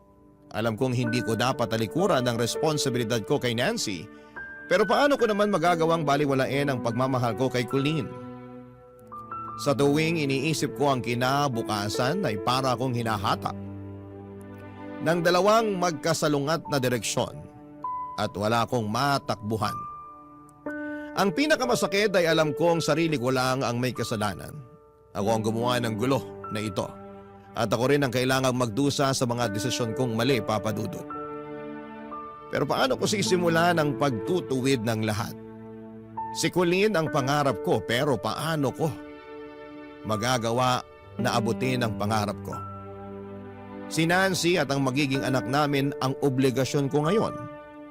Pero paano kung hindi ko magampanan ang tungkulin ko? Sa gitna ng lahat ng ito ay tanging isang bagay ang malinaw, Papa Dudut. Kailangan kong harapin ang katotohanan at gumawa ng desisyon. kahit gaano pa ito kasakit. Barangay Love Stories. Barangay Love Stories. Papadudod sa mga oras na yon ay parang gusto kong huminto ang lakas or ang lahat para makapag-isip ako kung ano ang mga dapat kong gawin. Hindi ko alam kung hanggang kailan ko may tatawid ang sitwasyon na yon at araw-araw akong kinakain ng konsensya. Nakipagkasundo ako kay Nancy na bigyan niya na lamang ako ng panahon at itinago ko kay Colleen ang tungkol sa pagbubuntis ni Nancy. Alam kong mali pero takot akong sabihin ang katotohanan. Sa tuwing magkasama kami ni Colleen ay nararamdaman ko ang bigat sa dibdib ko. Lalo na kapag tumitingin siya sa akin ang puno ng pagmamahal at pagtitiwala. Iniisip ko na paano niya ako magagawang patawarin kung malalaman niyang niloko ko siya. Sa bawat araw na lumilipas, parang mas lalo akong nilalamon ng takot. Iniisip ko na paano kung sa ibang paraan niya malaman ang lahat. Paano kung manggaling ito kay Nancy mismo? Hindi ko alam kung paano haharapin ang galit at sakit ni Colleen kapag dumating ang araw na yon. Pero kahit anong pilit kong itago, alam kong hindi habang buhay kong maitatago ang katotohanan. Ang bawat kasinungalingan ay parang bomba na naghihintay lamang na sumabog. At dumating nga ang araw na yon, Papa Dudut. Isang mahabang gabi sa buhay ko, pakiramdam ko noong pumunta ako sa bahay ni Nancy ay parang may nakasunod sa akin. Ramdam ko talaga na sinusundan ako ni Colleen at alam na niya ang totoo. At makikipag-break na siya sa akin. At tamang ang hinala ko, nahuli niya kaming nag-uusap ni Nancy. At tandang-tanda ko ang mga titig ni Colleen sa akin. Puno po ito ng galit. Kitang-kita ko kung paanong nadurog ang puso niya. Eto na ang bomba. Sasabog na. Parang kumukulong mantika na inihagis sa kalan ang malamig na fishball. Nag-aalboroto ito na parang sumasabog na bulkan. Hindi ko maipaliwanag ang sakit na makita siyang umiiyak dahil sa akin, Papa Dudut.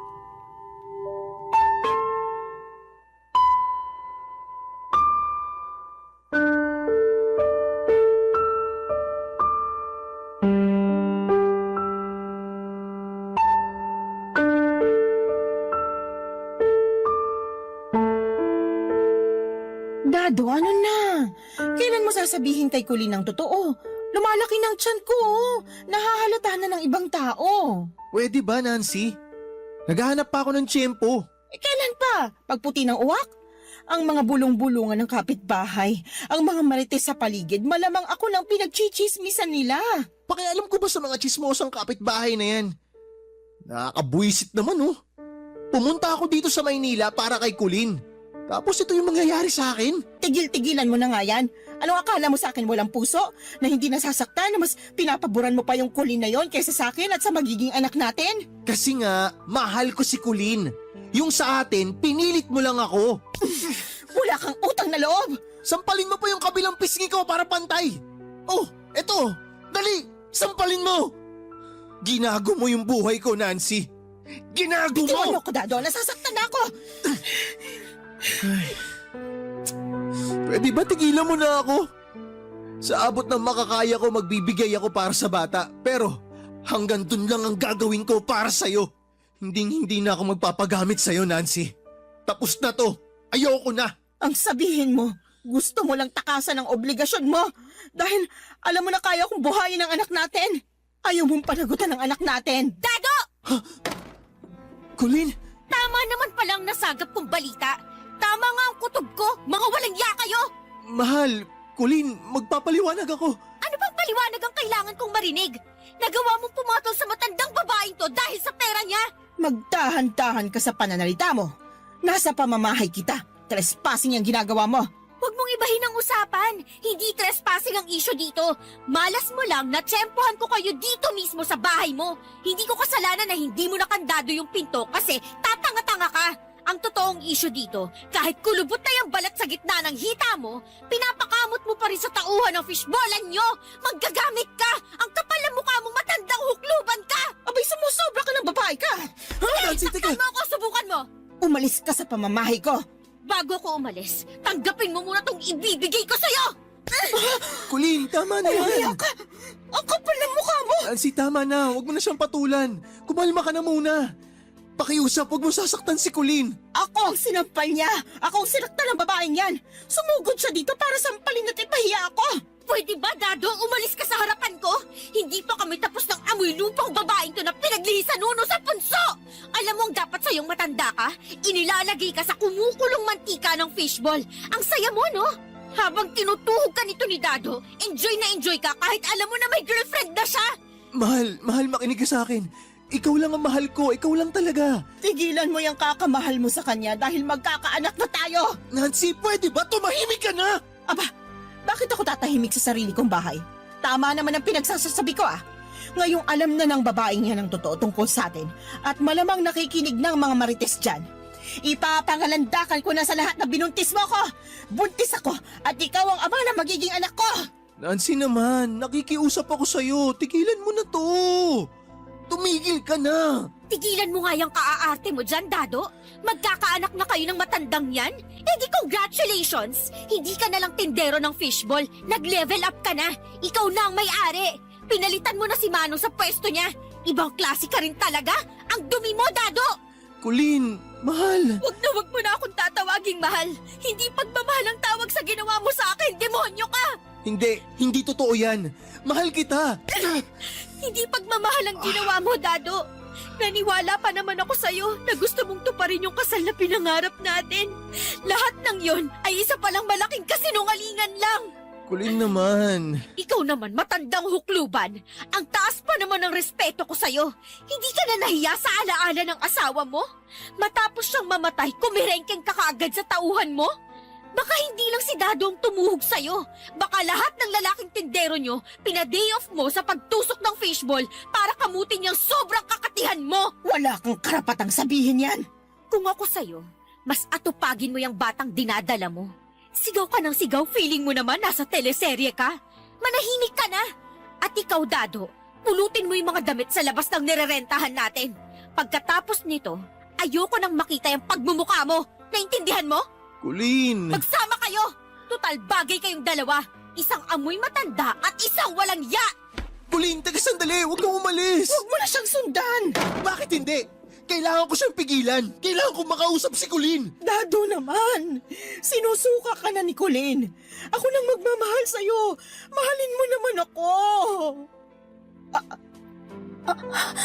Aray! Oh, ano nangyayari sa'yo? Sumasakit ang tiyan ko. Aray! Ah!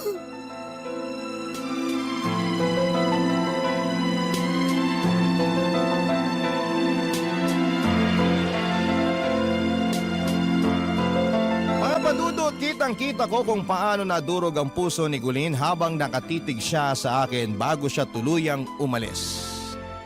Hindi ko may paliwanag ang sakit na nararamdaman ko noong makita ko ang mga luha niya.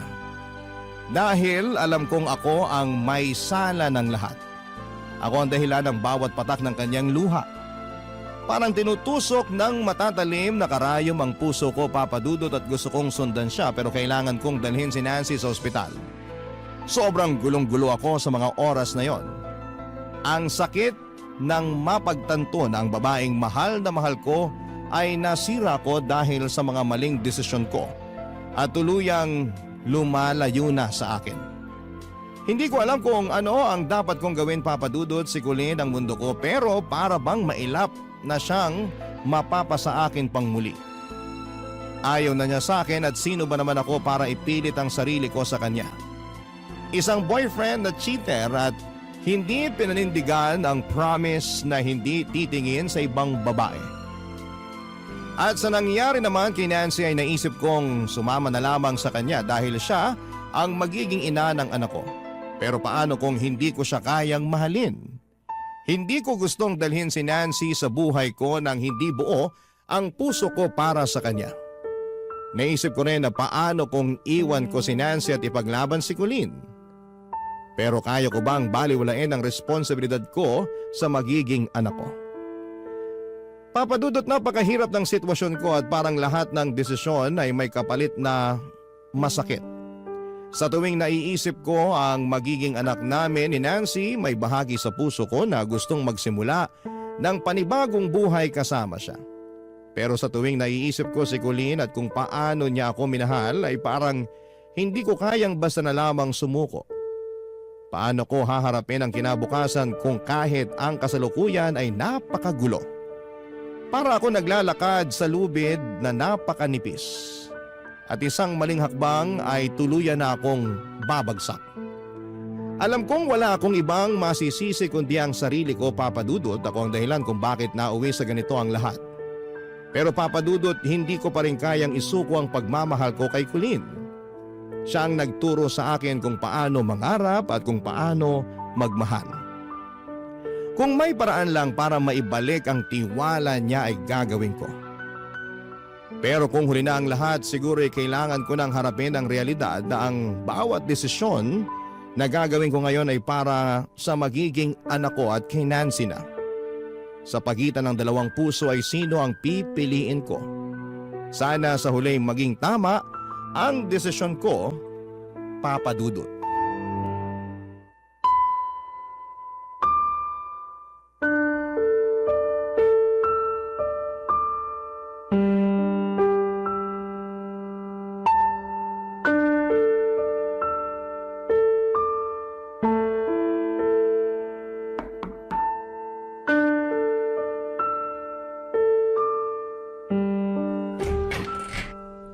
Colleen, mahal. Sinabi ko na sa'yo na wag ka nang magpapakita sa akin, di ba? Nabigay ko na ang mga gamit mo ah. Ano pang ginagawa mo rito? Mahal, mag-usap naman tayo. Pag-usapan natin to ng maayos. Pwede bang wag mo na akong tawagin ng ganyan? Nandidiri ako. Para akong fishball na dinilaan tapos sinawsaw sa sauce tapos didilaan na naman. Ganon karumi ang pakiramdam ko. Duming-dumi ako sa sarili ko, Dado. Kaya wag mo na akong tawaging mahal. Umalis ka na! Colleen, alam ko nagkasala ako sa'yo. Aaminin ko, wala akong itatago. Lahat yun, kasalanan ko. Nasaktan kita. Pero gusto mo akong saktan ulit, sige gawin mo. Gusto mo ako sampalin? Sampalin mo ako. Lahat ng gusto mong gawin sa akin, gawin mo na. Okay lang. Basta wag mo lang akong iwan. Pakiusap naman. Ang lakas naman talaga ng apog mo para makipag-bargain ng ganyan sa akin. Matapos ng ginawa niyo nung amo mo, sa tingin mo may gana pa akong makipagbalikan sa'yo? Gugustuhin ko bang halikan niyang labi mo na alam kong nalawayan na ng babaeng yon? Parang awa mo na, Huwag Colleen. mo akong iyakan! Ang pangit mo, tanga! Ginusto mo lahat ng to, di ba? Kaya magdusa ka! Umalis ka na! Alis! Colleen, magsimula tayo ng panibago. Magsimula tayo ulit. Umunta tayo sa ibang lugar. Doon tayo bumuo ng pamilya natin. Baliw! Gumising ka nga! Hindi na kita mahal! Puot at galit na lang ang natitira sa puso ko para sa'yo. Colleen naman. Sige na, umalis ka na! Colleen. Alis! Bakit ayaw mong umalis, ha? Ang kulit mo, ah! Ayokong umalis kasi gusto kong sabihin sa'yo na mahal kita. Ikaw ang mahal ko, walang iba. May gana ka talagang sabihing mahal mo ko? Ang kapal ng mukha mo? Kasi yun ang totoo. Kung mahal mo ko, hindi ka gagawa ng bagay na ikakasira ng tiwala at pagmamahal ko sa'yo. Alam mo, nagpapasalamat ako sa'yo kasi alam ko naman na minahal mo ko. Sinundan mo ko dito sa Manila para may makasama ako. Nandun ka naman nung mga panahong pagod na pagod ako sa kakatrabaho. Pinagaan mo lahat ng mga karga ko noon. Pero hanggang dun na lang yun. Pwede ko pa rin naman to pa rin yung mga pangako kong yun eh. Tanga ka ba? Wala nang tuto pa rin. Yung mga pinangakong tinutupad, para lang yun sa dalawang taong nagmamahala ng tapat. Hindi ka tapat! Yung dating Dado, yun ang mahal ko. Pinanghahawakan ko yung pangako niya noon na mag-iipon kami ng pera para magpakasal sa probinsya. May pagmamayabang ko sa mga kaibigan ko na may forever kaming dalawa. Sabi pa niya, doon na kami titira sa probinsya at magtatayo ng tindahan para mapagkunan sa pang-araw-araw na gastusin. Hindi niya na ako papayagan na mamasukan sa ibang bahay dahil magiging maayos na ang buhay namin. Yung Dado na kilala ko, mahal ako noon at hindi niya ako sinasaktan ng ganito. Colleen, patawarin mo na ako. Nakikiusap ako sa'yo, patawarin mo na ako. Patawad. Sige na, umalis ka na. Alam mo, kailangan ka ng magiging anak mo. Alagaan mo yung pinili mo. Ikaw ang pipiliin ko. Alam mo ba na mahirap sa isang babae na matapos mabuntis iiwan lang ng lalaki? Ano yun? Ginawa mo lang siyang parausan? Iniwan ng nanay ko ng lalaking nakabuntis sa kanya at ako ang naging bunga nun. Lumaki ako na hindi nakikilala ang tunay kong tatay. Walang araw na hindi ko inisip na paano kaya ang naging buhay ko kung kasama ko ang tatay ko. Parang awa mo na, patawarin mo na ako, Colleen. Huwag mong iwan si Nancy. Pangatawanan mo yung ginawa mo. Magpakalalaki ka. Kailangan ka ng anak mo. Kailangan niya ng amang magpapalaki sa kanya. Saka hindi tayo kasal. Kaya malaya kang gawin ang gusto mo. Malaya kayong magsama ni Nancy. Malaya kayong bumuo ng pamilya. Masayang pamilya. Pero paano ka pag wala na ako? Kaya ko sarili ko. Kakayanin ko. Siguro hindi nga tayo para sa isa't isa. Kaya ikaw, dun ka na kay Nancy. Dun ka sa anak mo. At ipangako mo sa akin na magiging mabuting ama ka sa anak mo. Colleen naman. Ipangako mo. Oo na, sige. Ipinapangako ko. Magiging mabuting ama ako sa anak ko. Sige na, umalis ka na. Kailangan ko na rin magpahinga. Maaga pa ang pasok ko bukas.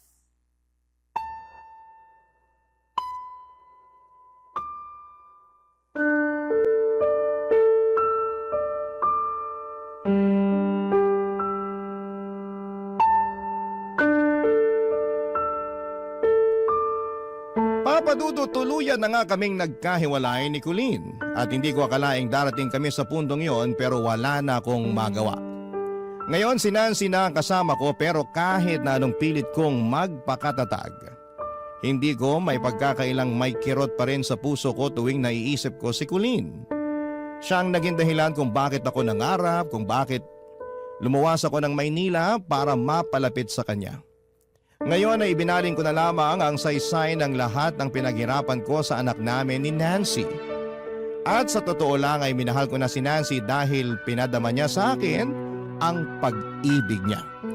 Nagpatuloy naman ako sa pagtitinda ng fishball at ibang pagkaing kalye kahit sabi ni Nancy na huwag ko nang gawin at pamahalaan na lamang ang negosyo namin tulad ng iniwan ni Manong.